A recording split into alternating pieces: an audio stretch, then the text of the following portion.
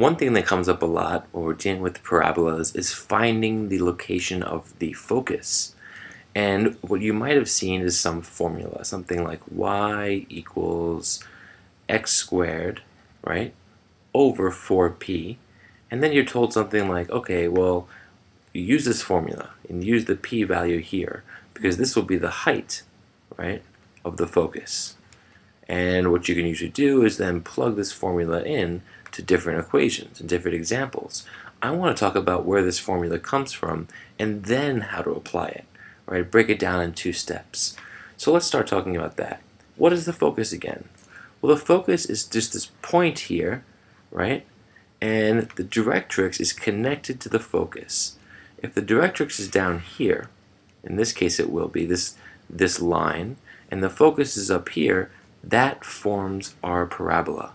All this parabola is, this curved line, is like a locus or a collection of points that are the same distance from the focus and directrix. That's all it is. That's what a parabola is. So if I was to draw this line from the focus to some point up here, right, and then draw a line from that point down to the directrix, by definition, a parabola with a focus and a directrix, these 2 blue lines have the same distance. That's what a parabola is. So how do we use that idea to get to this formula right here? Well, the first thing I would do is make the observation that if I just draw a line from here, right, from the focus to the parabola, and then straight down right here, this allows me to start to think about in a general way what's happening, because these 2 red lines, right, in between, halfway in between these 2 red lines is a point on our parabola, and that point's halfway between the 2 red lines. That's this point right here. Let me just pull up the color here.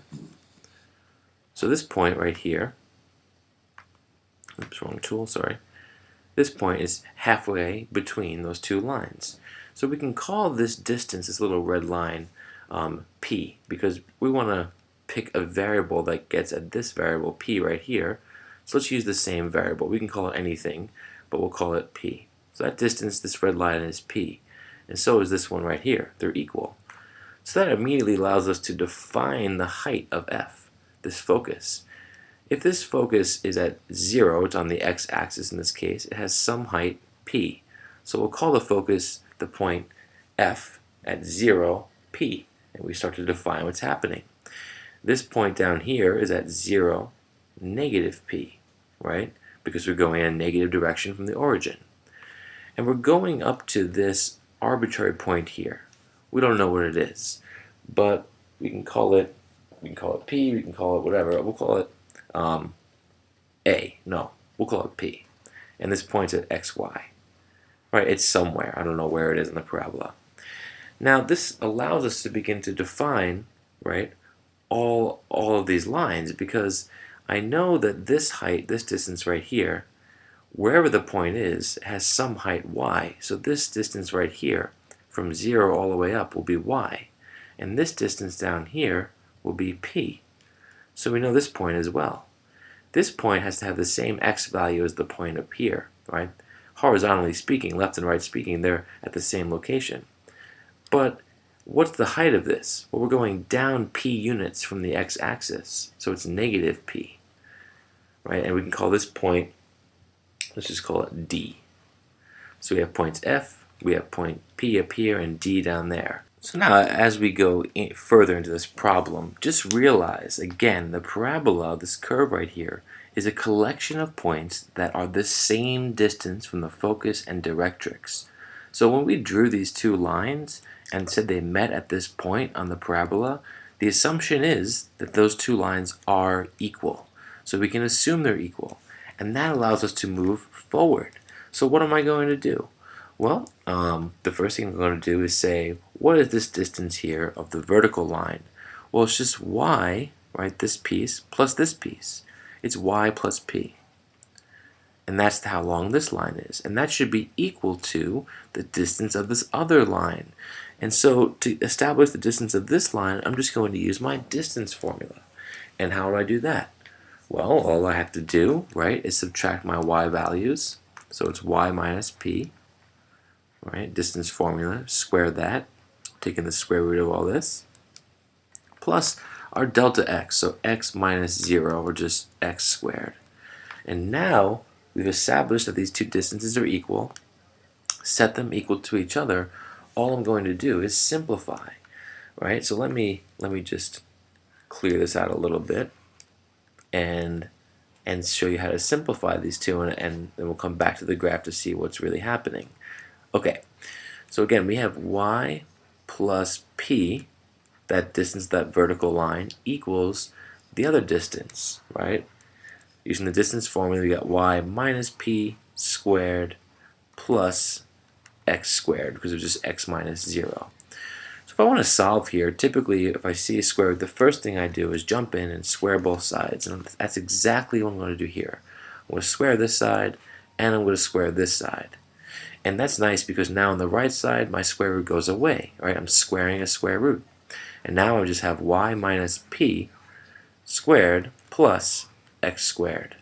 And that's going to be equal to this side, y plus p squared. And all I'm doing here is simplifying.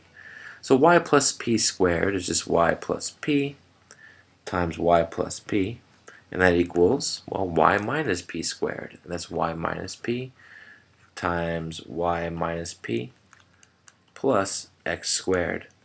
So if I simplify this on the left, I get y times y, which is y squared, y times p, and p times y, that's 2py, plus p times p, or p squared. And all I'm doing is simplifying here, and I think you'll see something nice in a moment. So hang in there. Y times y is y squared, y times negative p is minus p, and then minus p times y is another minus py. So we get minus 2py, and then plus p squared. And don't forget to add x squared. So now I simplify. So to simplify this one, this nasty looking problem, I realize if I subtract p squared from both sides, right, and I subtract y squared, right, here and here, I come a really long way in simplifying my problem because those will all cancel out, right? Y squared minus y squared is 0. P squared minus p squared is 0. Y squared minus y squared is 0. And then p squared minus p squared is 0. Now here with the negative 2py, if I add 2py here, right, inverse operations, and do the same thing here, what ends up happening? Well, this will cancel out. But 2py plus 2py is 4py, and that equals x squared. Now you might not recognize it yet, but sometimes this is written if we divide both sides by 4p, right? So we get 4py divided by 4p equals x squared divided by 4p. This cancels out, and what we get is what? Well, these canceled out, so we have y equals x squared over 4p. And that, we finally got there. This form right here is the formula we started off with, that we first mentioned, the one you're always given, that says, hey, use this formula to find the height of your focus, right? And usually they ask you just to look at this p-value to tell you what the height of the focus is, but we've done that. We just found it, right? We started with a very general form here, used the distance formula to derive this equation, and that's really exciting. Now, why do we know that's the height of the focus? Well, because that's what we said it was right in the beginning, right? And there it is again in our formula. Let's go back and take a look. I think you'll see what I mean. So again, here's our graph, and right there's our focus, and here's our early work. We said, hey, the height of this focus is at p, right? So in this formula right here, if you mess around with all these distances and keep rewriting and rewriting, eventually you'll get this formula. And we already assigned the value of p to equal the height of the focus. So all we're saying is, if you're given a parabola in this form, right, you can pull out the p-value, this value right here, and that's the height of your focus, right? That's the distance from the focus to the vertex. Because this blue point right here is vertex. And p, this little distance, is how far apart they are. Now that being said, let's try a couple of quick samples. What you might be given is something like y equals, I don't know, x squared over 2. And they would say, find, how far the focus is from the directrix. Well, or how far is from the vertex. Well, what you would do is say, okay, what is the p-value here? Well, here's my form up here, x squared over 4p, and I'm given this, x squared over 2. So I know that x squared over 2 really is equal, in some way, we don't know yet, to x squared over 4p. Right? I'm trying to figure out how. And what I notice is, okay, my x squared is there and here. So that means that somehow 2 equals 4p. And I could solve for p, right? 2 is equal to 4p. Divide both sides by 4, and I get p equals 2 over 4, or 1/2. So that means my p-value is 1/2. That's exactly, if you look at this graph, where f is. It's at 0, 1/2. So that's the height. And all you're doing is solving for p. Let's try another one. What if we got something like y equals, and now we're doing a different formula, something like x squared. And I said, well, find how far the focus is from the vertex. Well, again, now x squared somehow is equal to x squared over 4p. So x squared really is x squared over 1.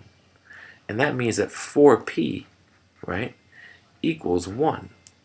So divide both sides by 4 and we get p equals 1/4. And that's how far the focus would be from the vertex. So if you do this parabola, right, it would be a parabola about the origin. It wouldn't be nearly as steep here. It would be more steep here because, for example, if I plugged 2 in, it would go all the way up to 4. If I plugged 1 in, it would be at 1. So here it's just growing at a faster rate. This time, really rough sketch. Oh boy, that's really off. The focus would be lower. It would be closer to the vertex, which is almost counterintuitive at this point. And the directrix would be right here, right, at negative 1/4.